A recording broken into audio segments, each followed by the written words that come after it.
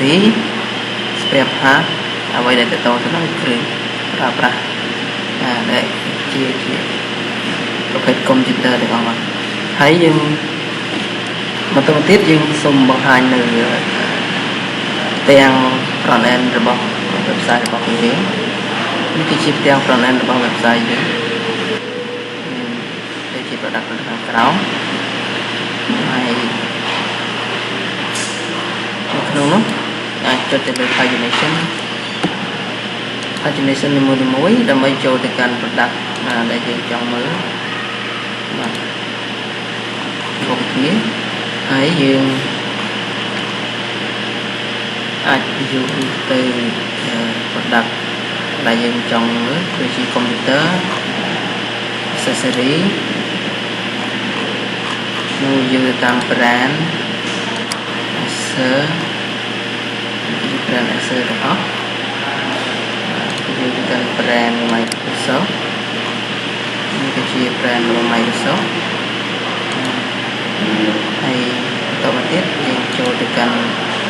about page ដែលមានក្រុមលើផ្នែក online database នេះគឺជាផ្នែក design coding និង validation នេះគឺជាប្រធានក្រុមដែលចង់នេះគឺជាអ្នកគ្រូដែលគាត់ជា support ទៅលើការបង្រៀននិង support database និងគំនិតផ្សេងៗទាំង business flow មួយចំនួនទៀតផងដែរបាទសូមអរគុណដល់គាត់ផងដែរតាម online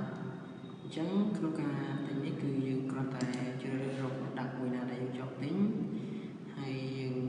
មើលទៅកាន់ availability របស់វាបើសិនជា availability របស់វាស្មើ yes អានេះថាវាមាននៅក្នុង stock អញ្ចឹងយើងអាច rate ទៅលើ product នឹងបានយើងអាចចុចទិញបើយើងចុចទិញយើងជ្រើសរើស color ជាមុនសិនបើសិនជាយើងមិនបានជ្រើសរើសយក color ទេពេលដែលយើងចុចទិញយើងមិនអាចទិញបានទេហើយពេលដែលយើងចុចទិញផងដែរយើងត្រូវតែ log in ជាមុនសិនដូច្នេះយើងអាច log in តាម user ណាក៏បានហើយយើងបាន register ហើយបាទអញ្ចឹងពេលបន្ទាប់ពីយើងទិញហើយតែយើងសូមលុបproduct ដែល user នឹងបានទិញជាមុនសិនឥឡូវយើងនឹងធ្វើការកំណត់ទិញឧទាហរណ៍ដូចជា product មួយនេះខ្ញុំចង់ទិញនៅ product មួយនេះ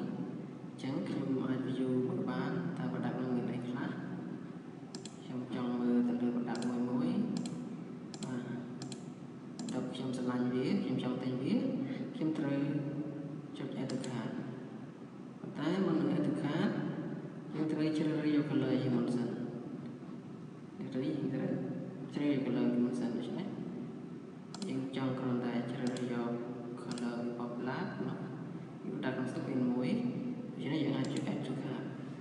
តើយើង add to cart យើងអាច view cart របស់យើងបានគ្រាន់តែចុច view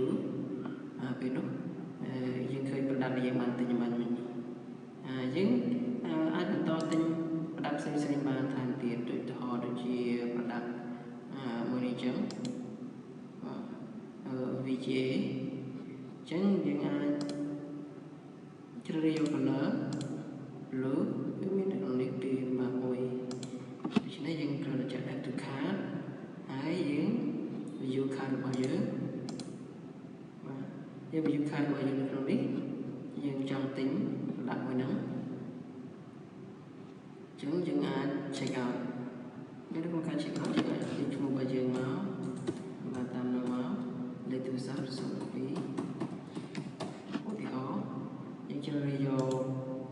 ខេត្តឬក៏ទីក្រុងភ្នំពេញក្នុងលក្ខណៈខ្ញុំយកខេត្តត្រេះ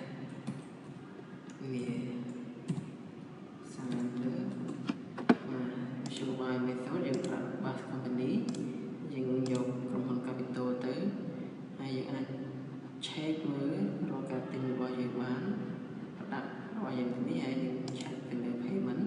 ពីនោះវានឹងឲ្យយើងចូលឈ្មោះរបស់យើងខាងរបស់យើងឧទាហរណ៍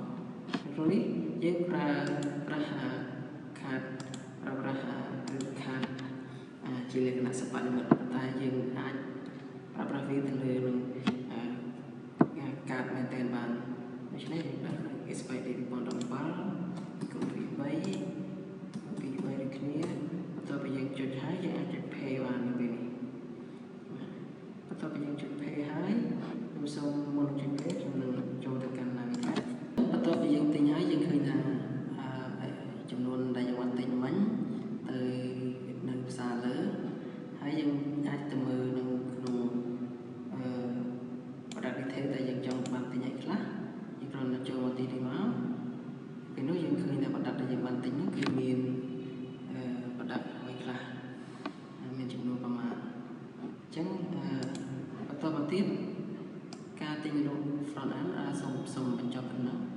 តមកទៀតយើងសូមខ្ញុំសូម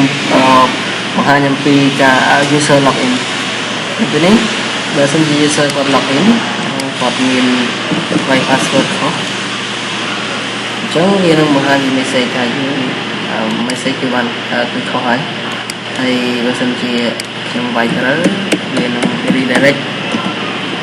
នេះ user គឺជាមានសិទ្ធិ admin គាត់អាចមើលឃើញបាន product ទាំងអស់គាត់បានមើលឃើញនៅចំនួន module ទាំងអស់ដែលគាត់ចង់ទៅបាទនេះគឺជា product ដែលយើងបានប្រើប្រាស់ចំនួន product យើងអាចជួយវាបានហើយយើងអាចជួយ replay របស់ other product មកគាត់ឲ្យថ្ងៃណាមិនពោអីទៀតយើងបើសិនជាខ្ញុំ log out ហើយខ្ញុំនឹង login នៅចំ user ផ្សេងបាទដូចជា user Dara អញ្ចឹងពេលដែលខ្ញុំចង់ទៅកាន់ admin admin នេះគឺមិនអាចទៅបានទេលុះត្រាតែ admin ផ្ដល់សិទ្ធិឲ្យគាត់ចូលបានអញ្ចឹងឥឡូវខ្ញុំសូម log out ហើយខ្ញុំសូម login ជា user admin វិញម្ដងឥឡូវខ្ញុំជិះ login ជា user admin ហើយខ្ញុំចូលទៅ user ហើយខ្ញុំឲ្យ user Dara មួយនេះគាត់អាចប្រើប្រាស់ចូលទៅក្នុង backend បានអញ្ចឹងគាត់ seller ខ្ញុំជួយ password គាត់មកពី3ដល់7អាចជ្រើសប្រើ data របស់គាត់បានហើយទីនេះខ្ញុំសូម save ដល់បន្ទាប់ពីគាត់ active គាត់អាចប្រើប្រាស់កម្មវិធីនេះបានហើយគាត់អាចចូលមកកាន់ backend គាត់អាចធ្វើអ្វីបានហើយប៉ុន្តែដោយសារតែ seller គាត់អាចតែ view ឬក៏គាត់អាចធ្វើអ្វីបានតែមួយចំនួនទេអញ្ចឹងគាត់បណ្ដាទៅគ្រប់គ្រងទៅលើ user អ្វីបានផ្សេងទេដូច្នេះខ្ញុំនឹងធ្វើការកំណត់ role user Dara តែគាត់មាន seller គាត់អាចមើលបានតែ supplier product មួយចំនួនតែប៉ុណ្ណោះbuyer គាត់អាចមើល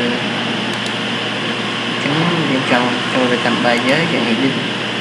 module មួយចំនួនឲ្យគាត់អាចមើលបានគាត់អាចធ្វើអ្វីបានយើងអាច add តាមនឹងមកបានតែខ្ញុំនឹងមិន save ទេឥឡូវខ្ញុំនឹង log in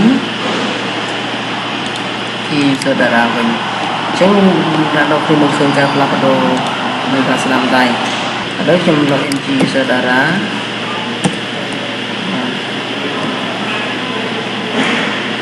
password របស់គាត់មកចូលក្នុង folder នោះ user Dara គាត់អាចឃើញតែ supplier ហើយនឹង product ទេគាត់មិនអាចមើលឃើញអ្វីបានផ្សេងទេហើយ user ពេលដែលយើងគាត់ login គាត់អាចឃើញនៅចំនួនបើសិនជាគាត់ជា admin ហើយបើសិនជាគាត់មិនជា admin ទេគាត់អាចមើលនៅmenu ក៏មកចូលនៅខាងស្នាដៃនៅកិច្ចឥឡូវវាខ្ញុំសូម register ជា user admin វិញហើយគេ user admin អាចគ្រប់គ្រងទៅលើ module បានពេលដៃអញ្ចឹងខ្ញុំនឹងបង្ហាញអំពីបន្ទាប់ពីការ register product ពីការលក់ product ឬក៏ create product នៅ backend អញ្ចឹងមុននឹងយើងចូលទៅកាន់ backend យើង login ជាមុនសិនហើយ user ដែលអាច create product create user ជា user admin ដូច្នេះយើង login ជាមួយ user admin តែមុននឹងចូលដល់ការ create product ខ្ញុំសូមបង្ហាញអំពី user intro របស់ user intro នេះគឺយើងដាក់សិទ្ធិឲ្យ user មួយចំនួនក្នុងការបើសិនយើងចូល password ខុសយើងនឹងប្រាប់ពីuser authentication និង mà thêm dừng bây giờ ngoài password không cái chia theo cái bảo vệ gần bao nhiêu những ai chụp dùng product những ai mở tekan dashboard những ai mở tekan all user ada yang biến những cái user ada yang biến hay những view product view invoice create product với xem khi xong automatic khi xong hàng cái user những cái user admin mà sẽ chỉ còn chia sẻ user admin trong của lại của bạn được không user kirim ini cònមានសិទ្ធិជា admin តែខ្ញុំចង់បង្ហាញពី user data វិញម្ដងហើយខ្ញុំ login ជា user data ចាំគាត់មានសិទ្ធិមើលឬចូលទៅកាន់ front end ដើម្បីមើលយើងនឹងបិទមួយចំនួនព្រោះគាត់មានសិទ្ធិធ្វើទៅលើការងារដែលយើងបានកំណត់ឲ្យគាត់អញ្ចឹងគាត់មិនអាចមើលបានទេប៉ុន្តែខ្ញុំនឹង login ជា user admin ដើម្បីឲ្យយើងធ្វើការមួយចំនួនបង្ហាញដល់លោកបងប្អូននេះឥឡូវយើងចូលដល់ user យើងទៅមើលការកំណត់ user ទីមួយខ្ញុំបង្ហាញពីយ៉ាងខ្លីលើការកំណត់ user អញ្ចឹង user នេះខ្ញុំនឹងឲ្យ user data នេះខ្ញុំឲ្យគាត់ទទួលបាន role អីខ្លះនៅពេលនេះអញ្ចឹងយើងគ្រាន់តែលុប role នោះទៅហើយយើងឲ្យ password ទៅគាត់ទុកជាសារណាយើងនឹងឃើញថាការទៅ user គឺបានសម្រាប់ឥឡូវយើងនឹងធ្វើការ create product មក create product ខ្ញុំ view អំពីការproduct ទាំងអស់ដែលមានក្នុងនេះអញ្ចឹងយើងអាចសេរីបានយើងអាចសេរី online បានអាចសេរីបាននៅក្នុងហើយបន្តទៀតយើងអាច create product ឥឡូវខ្ញុំឧទាហរណ៍ create product ដូចជា Apple display ខ្ញុំឲ្យ separate Apple $200 IP មួយអញ្ចឹងយើងនឹងធ្វើការបង្ហោះ upload រូបភាពទៅដល់តាមខ្ញុំ upload រូបភាពអញ្ចឹងយើងដាក់តាម record គាត់ទៅថាជា laptop ឬ on laptop ពេលយើងត្រូវដាក់ពេលនោះវានឹងថ្លែងចំពោះក្រោមនេះយើងឃើញ product ដែលយើងបានចូលវិញយើងអាចថា spec ឲ្យ product មួយផ្នែកដូចជា CPU យើងគេថា Core i5 Intel expert បានយើងទី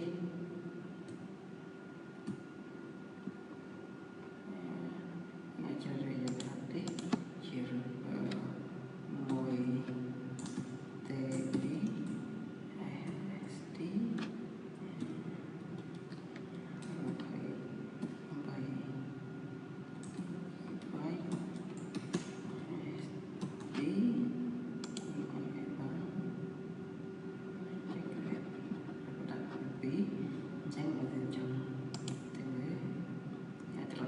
មកក្រោយវិញបានហើយបន្ទាប់ពីយើងcreate ដាក់ហើយយើងអាចឃើញតែប្រដាប់ហ្នឹងជាឲ្យ view ដាក់បានអញ្ចឹងមាន CPU មាន hard disk នៅកន្លែងនេះអញ្ចឹងការ create other product ក៏ដូចគ្នាយើងអាច create ចិត្តទីកាន់ other product យើងគ្រាន់តែចុចមកថាមើល game name set price ខ្ញុំនៅក្នុង page ឬបាន activity price price problem price របស់ពីផ្សារ load រូបភាពនៅបាន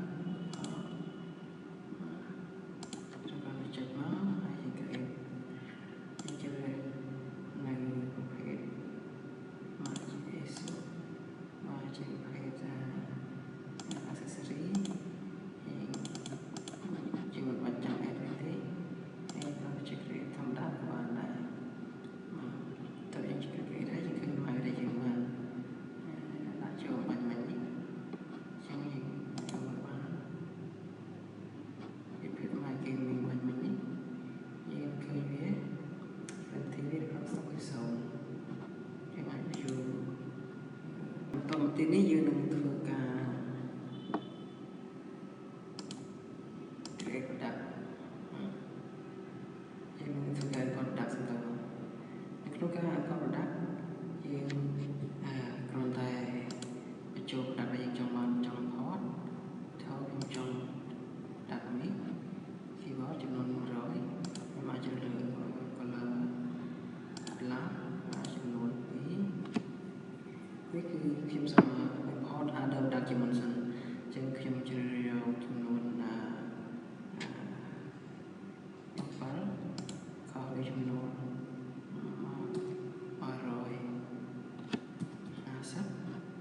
នេះខ្ញុំអាច import វាខ្ញុំគ្រាន់តែ import មកនេះយើងឃើញ product ដែលយើងបាន import ចូលអញ្ចឹងយើងអាចជ្រើសរើស product ផ្សេងទៀតដូចជាគេមានវា red ទីចំនួន 12 ខុសចំនួន$20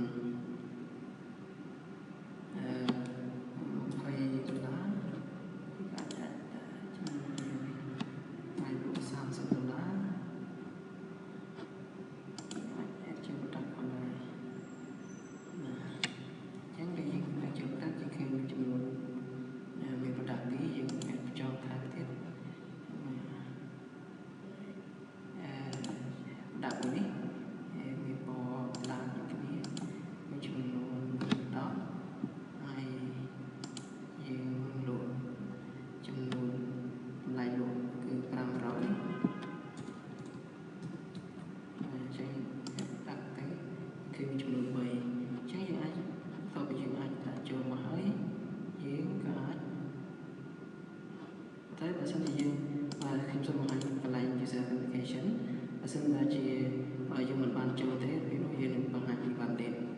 តែបើយើងបានបញ្ចូលហើយយើងអាចចុចឬក៏យើងអាច add product ដោយមិនមានការ validate ទេអ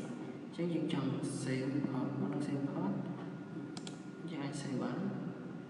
តែវាតម្រូវឲ្យយើងចូល void number មុនសិនអញ្ចឹង void number នេះយើងជ្រើសរើស company supplier របស់យើងបន្តយើងអាចចុច save បន្ទាប់ពីយើងចុច save ហើយ product នេះមិនឃើញទេយើងអាច view import view import ដែលយើងបានបញ្ចូលបាញ់មិញជាង import ដែលយើងបានបញ្ចូលគឺនៅទីនេះជាង import ដែលយើងបានបញ្ចូលគឺបង្ហាញនៅខាងក្រោមពី product បាញ់មិញដែលយើងបានបញ្ចូលបាញ់មិញនេះដូច្នេះយើងអាច view detail ទៅលើ product ដែលយើងបានបញ្ចូលបាញ់មិញបានគឺ product 3នេះដែលយើងបានបញ្ចូលបាញ់មិញហើយយើងអាចចូលទៅកាន់ product មួយៗមកពីពណ៌របស់វាហើយយើងអាចទៅក្រោយវិញយើងចង់មើល product ផ្សេងទៀតគេដឹងថាពណ៌មានពណ៌ខ្លះគឺមានពណ៌ផ្លាត់និងពណ៌បន្តមកទៀតយើងអាចធ្វើការ import computer ក្នុងការ import computer ដូចជា process ដែលយើង import ដល់ data ផងដែរមកហើយយើងជ្រើសរើស computer ដែលយើងចង់ import ដូចជា model មួយនេះគឺចំនួនតម្លៃ$300វាមានពណ៌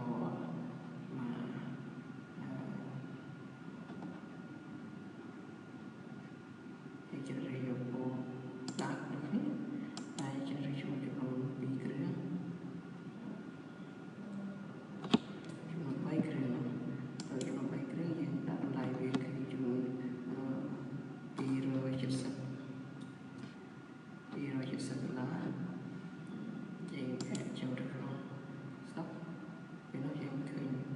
ដាក់បាញ់មិញបានបញ្ចូលក្នុង stock តទៅទៀតយើងត្រូវអូខេខ្ញុំសូមបង្ហាញ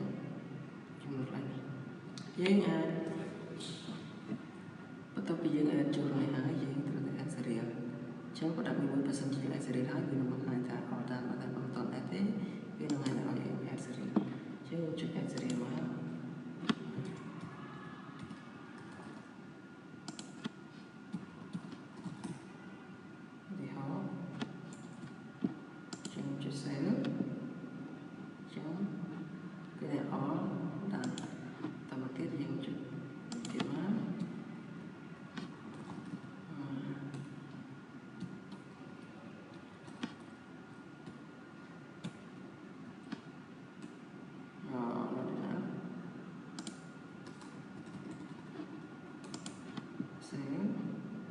chứng có đắt đánh chương cái ấy xe còn này đấy trong trong thằng phải dựng mình toàn đặt seri vài đi nên cái radio supply như thế mình ai xe còn đặt nữa thì trên tập những xe còn đắt trên vô từ cần import trên cái import trên cái product đại diện bạn import cho bạn mình chữ chất hà product bạn mình cứ import cứ product bạn cứ chữ chữ vậy cái gì bạn từng product của nó tại vì mình bồi khác mình bỏ nữa thiếu example mình product của mình bồi khác mình bỏ khác mình bỏ đủ product của mình bồi khác mình đã bỏ khỏi thì cái chỉ cần bỏ product top thế này chỉ đừng thử cả lũ offline kan offline chúng ta cho được kan admin mà đầu tiên thì kan invoice về cái nhớ cái chỉ cần lũ offline kan offline yang aja dari produk yang trong tính trong lúc của cái hoạt động gì mà về mình chỉ nói roman dan cho được kan komputer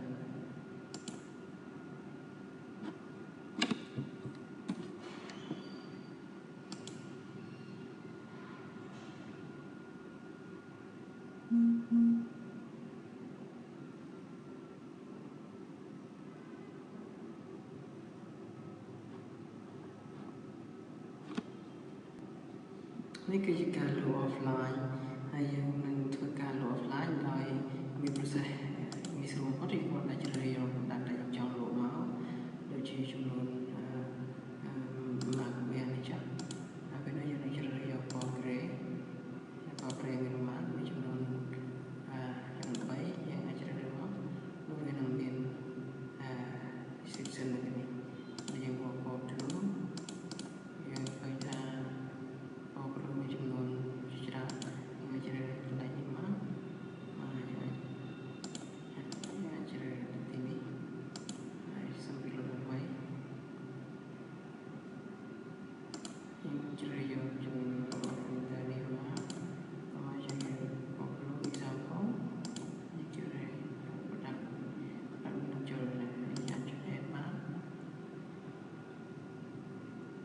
ទីបន្ទាប់ពីយើងចុច add ហើយយើងអាចធ្វើproduct ដែលយើងមាននៅកន្លែងនេះបានបន្តទៀតយើងអាចយើងលុប product ផ្សេងទៀតថាជា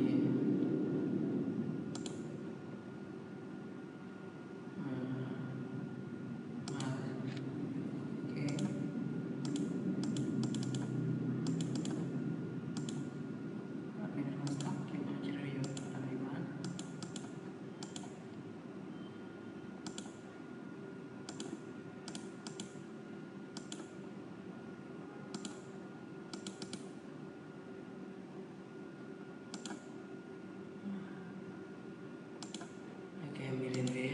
មានប្រដាប់មាន color black អញ្ចឹងវាមានស្ទើរយើងអាច add បានហើយបន្ទាប់ពីយើងអាច add ហើយយើងអាចចុច page វាតែយើងចុច page វាពេលនោះវានឹងបង្ហាញនៅ receipt ដែលយើងនឹងត្រៀមចេញបាទនេះគឺមានចំនួនដែលយើងលក់បានហើយយើងអាច save ឬក៏យើងអាចចាក់ចេញហើយយើងទៅមើល detail របស់វាគឺយើងអាចលក់ចេញបានចំនួននៅខាងនេះផងដែរហើយយើងចង់ទៅមើល